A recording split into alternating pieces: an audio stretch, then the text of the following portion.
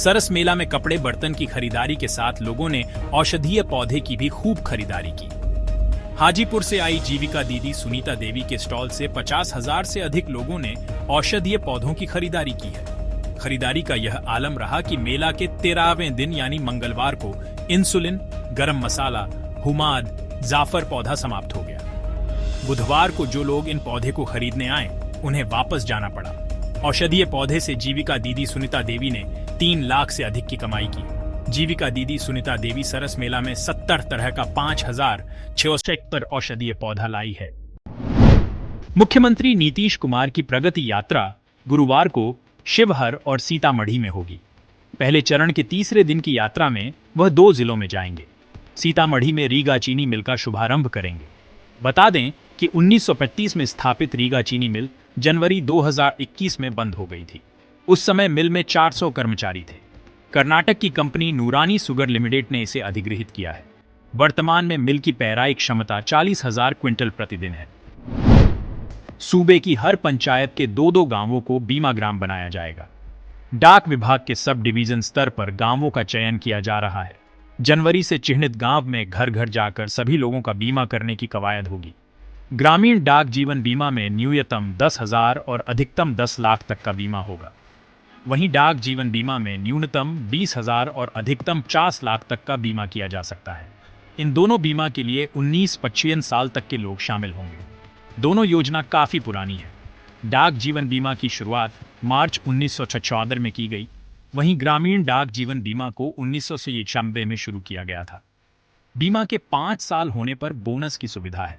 फिलहाल हर पंचायत के 2-2 गांवों को बीमा ग्राम बनाने का लक्ष्य है। धीरे धीरे इसकी संख्या बढ़ाई जाएगी। डाक विभाग बिहार सर्किल की यह अनूठी पहल है। जिस गांव को बीमा ग्राम के तौर पर चिन्हित किया जाएगा, वहां डाककर्मी घर घर जाकर बीमा की जानकारी देंगे और पॉलिसी से लोगों को जोड़ा जाएगा। भारतीय कम्युनिस्ट पार्टी का शताब्दी वर्ष समारोह 26 दिसंबर से 2024 से 26 दिसंबर 2025 तक चलेगा। इस दौरान पूरे साल कार्यक्रम आयोजित किए जाएंगे। पार्टी सचिव राम नरेश पांडेय ने बुधवार को यह जानकारी दी। उन्होंने बताया कि 26 को पार्टी के राज्य मुख्यालय अजय भवन एवं जनशक्ति भवन के प्रांगण में झंडोत्तोलन से समारोह शुरू हो जाएगा। इसके बाद शाखाओं, अंचलों और जिला मुख्यालयों में समारोह आयोजित किए जाएंगे। पार्टी की सभी इकाइयों में सदस्यता नवीकरण, नई भर्ती 2025 के कामों को सघन रूप से किया जाएगा। पार्टी के साथ साथ पार्टी के पूर्व महासचिव AB बर्धन का भी शताब्दी वर्ष है। बिहार फार्मासिस्ट संवर्ग संशोधन नियमावली 2024 में 12वीं के बाद बी फार्मा करने वाले छात्रों को फार्मासिस्ट की बहाली में शामिल नहीं करने के खिलाफ अभ्यर्थियों ने बुधवार को प्रदर्शन कर रैली निकाली। अभ्यर्थी रवि कुमार, राहुल कुमार, दिव्यांशु राज, सुयेश ने बताया कि राज्य फार्मेसी काउंसिल से निबंधित बी फार्मा और डी फार्मा सभी को योग्य माना जाता है, पर स्वास्थ्य विभाग ने जो नियम बनाया गया है जो पूरे देश के नियमावली से अलग है।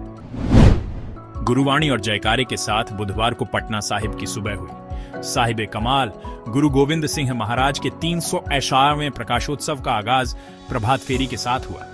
अहले सुबह 4:30 बजे तख्त साहिब में जत्थेदार ज्ञानी बलदेव सिंह के अरदास के बाद प्रभात फेरी निकाली गई। प्रभात फेरी में शामिल दर्जनों श्रद्धालु गुरु महाराज का गुणगान करते चल रहे थे। गुरुवार को प्रभात फेरी तख्त साहिब से निकलकर मेन रोड होते हुए कंगन घाट गुरुद्वारा का दर्शन कर कचौड़ी गली के रास्ते बाड़ा गली होते हुए वापस तख्त साहिब लौटेगी। इसका समापन 4 जनवरी को बड़ी प्रभात फेरी के साथ होगा। बिहार में भले इलेक्ट्रिक वाहनों की मांग बढ़ती जा रही है, लेकिन इलेक्ट्रिक वाहन सार्वजनिक चार्जिंग स्टेशन की संख्या में बढ़ोतरी नहीं हो पा रही है। इस समय देश में 25,000 से अधिक इलेक्ट्रिक वाहन सार्वजनिक चार्जिंग स्टेशन हैं। इसमें बिहार में केवल 346 चार्जिंग स्टेशन हैं। कर्नाटक में 5,000 तो महाराष्ट्र में 3,000 से अधिक स्टेशन हैं। इसके अलावा यूपी और दिल्ली में लगभग 2-2 हजार ऐसे स्टेशन हैं। दूसरी तरफ इस साल बिहार में लगभग 54,000 इलेक्ट्रिक वाहनों की बिक्री हुई है। मालूम हो कि बीते साल 88,000 वाहन बिके थे। इसके बाद भी इलेक्ट्रिक वाहन सार्वजनिक चार्जिंग स्टेशनों के निर्माण की रफ्तार बेहद धीमी है। हालांकि बिहार में एक साल में 100 ईवी चार्जिंग स्टेशन स्थापित करने का लक्ष्य रखा गया है। इनमें से 300 का निर्माण शीघ्र किया जाना है। राज्य के कुख्यात अपराधियों की संपत्ति जब्त करने की कवायद शुरू हो रही है। सभी थानों को कम से कम 2 वांछित मोस्ट वांटेड अपराधियों की संपत्ति जब्त करने का प्रस्ताव तैयार कर इस पर कार्रवाई का टास्क सौंपा गया है। इससे संबंधित निर्देश डीजीपी विनय कुमार ने सभी जिलों को जारी किया है। सभी थानों को अपने अपने क्षेत्र के वैसे कुख्यात अपराधियों की पहचान करने के लिए कहा गया है, जिन्होंने अपराध की बदौलत काफी संपत्ति जमा कर ली है। इसका पूरा लेखा जोखा तैयार कर कार्रवाई करने को कहा गया है। इन अपराधियों ने स्वयं या अपने परिजनों के नाम पर जो भी संपत्ति जमा की है, सभी की जांच कर जब्ती की जाएगी। डीजीपी ने अपने आदेश में कहा है कि जो अपराधी फरार हैं या बेल पर बाहर आए हुए हैं, सभी की संपत्ति जब्त करने की कार्रवाई की जाएगी। राज्य में अभी थानों की संख्या 2300 के आसपास है। इन सभी में टॉप 10 सह मोस्ट वांटेड अपराधियों की सूची मौजूद है, जो अपडेट होती रहती है। जिला स्तर पर क्राइम बैठकों में भी बड़े अपराधियों की सूची अपडेट होती है। डीजीपी के निर्देश में इस सूची से भी अपराधियों की पहचान कर उनकी संपत्ति जब्त करने की प्रक्रिया शुरू करने को कहा गया है। बिहार लोक सेवा आयोग बीपीएससी कार्यालय के पास आंदोलन के लिए जा रहे अभ्यर्थियों पर बुधवार शाम पुलिस ने ललित भवन के पास लाठीचार्ज किया। इस दौरान मची भगदड़ में गिरने से कई अभ्यर्थी घायल हो गए। इस घटना की वजह से नेहरू पथ पर करीब आधे घंटे तक अफरा तफरी का माहौल रहा। हालांकि किसी अभ्यर्थी को गिरफ्तार नहीं किया गया है, न ही पुलिस ने कोई प्राथमिकी दर्ज की है।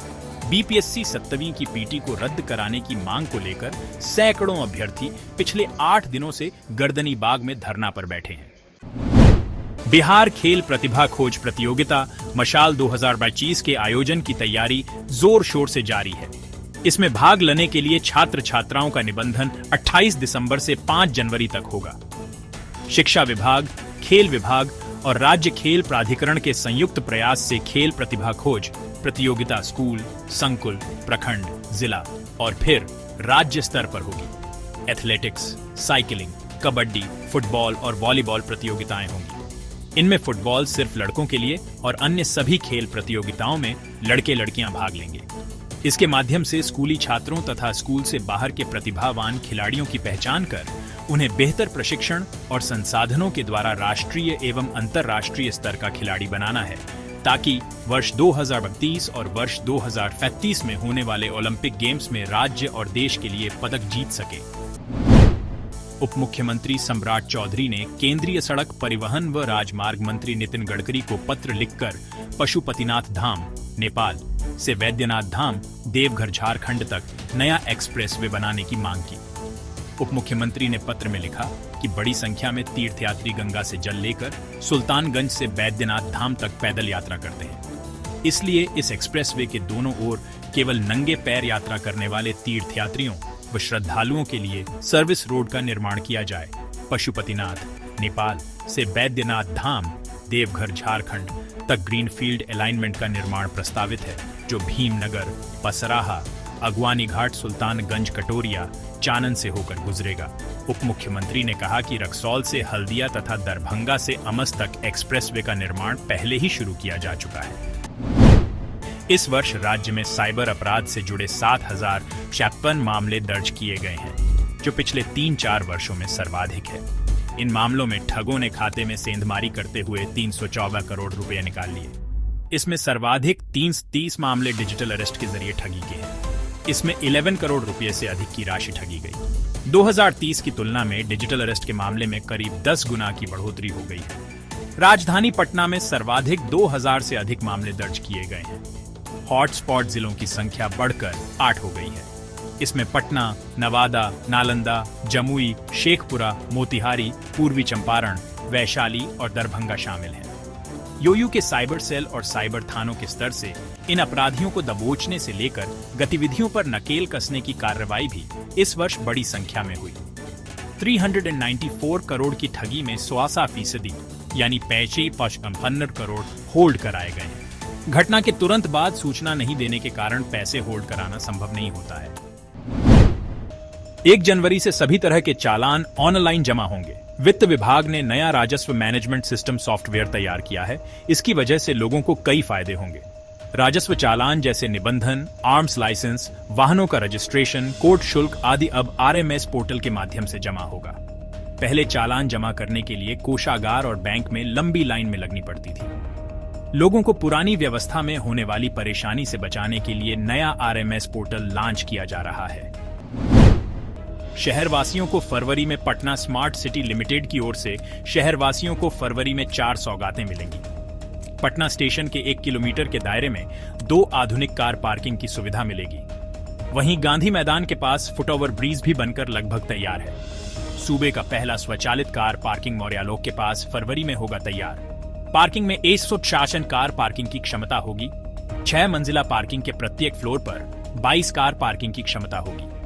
जीपीओ के पास मल्टी मॉडल हब बन रहा है। इसमें 32 सिटी बस और 46 निजी वाहन पार्किंग की सुविधा होगी और रेस्टोरेंट और खाने पीने समेत अन्य मूलभूत सुविधाएं भी होगी। राष्ट्रीय बाल वैज्ञानिक प्रदर्शनी में देश भर से चयनित 125 नवाचारी परियोजनाओं में बिहार के 2 बच्चों ने जगह बनाई है। इनमें एक छात्र पटना तो दूसरी छात्रा सुपौल की है। यह बच्चे 26 से 31 दिसंबर तक पंचकुला हरियाणा में होने वाले प्रदर्शनी प्रतियोगिता में भाग लेंगे। इन बच्चों ने अपने आसपास की समस्याओं को पहचानने के बाद अपने नवाचारी आइडिया से प्रोटोटाइप के रूप में समाधान निकाला है। राष्ट्रीय स्तर पर अगर ये बच्चे जीतेंगे तो एनसीईआरटी शिक्षा मंत्रालय की मदद से इनके आइडिया को पेटेंट कराया जाएगा। आगे किसी कंपनी द्वारा इनकी आइडिया को लेकर विकसित किया जा सकता है। कृषि विभाग उद्यान निदेशालय की ओर से 28 से 30 दिसंबर तक राज्य स्तरीय बागवानी महोत्सव गांधी मैदान में लगेगा। इसमें पटना समेत राज्य भर के किसान अलग अलग सब्जी, फल और फूल लेकर पहुंचेंगे और इसकी प्रदर्शनी लगाएंगे। पिछली बार कैमूर के किसान अशोक कुमार उद्यान प्रदर्शनी में 2 किलो तक के बैगन लेकर पहुंचे थे, जिसकी खूब तारीफ हुई थी। उसी तरह एक किसान फूल गोभी लेकर आए थे, जिसका वजन 6 किलो के करीब था। महोत्सव में प्रदर्शनी लेकर शामिल होने के लिए किसानों को उद्यान निदेशालय के वेबसाइट पर जाकर आवेदन करना होगा। किसान गुरुवार तक https://horticulture.bihar.gov.in/ पर आवेदन कर सकते हैं। महोत्सव में उत्कृष्ट प्रदर्शन करने वाले किसानों को नकद पुरस्कार दिए जाएंगे। प्रथम पुरस्कार 5,000 रुपये, दूसरा पुरस्कार 4,000 रुपये, तृतीय पुरस्कार 3,000 रुपये और विशिष्ट पुरस्कार के रूप में 10,000 रुपये दिए जाएंगे। अब बिहार में भी मछली से तेल निकाला जाएगा। इसको लेकर सनहौला में प्रयास शुरू किया गया है।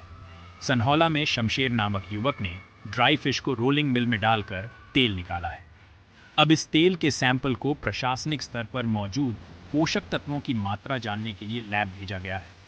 मछली के तेल में ओमेगा 3 फैटी एसिड से भरपूर होता है, जो शरीर में ट्राइग्लिसराइड्स और कोलेस्ट्रॉल के स्तर को कम करने में मदद करता है।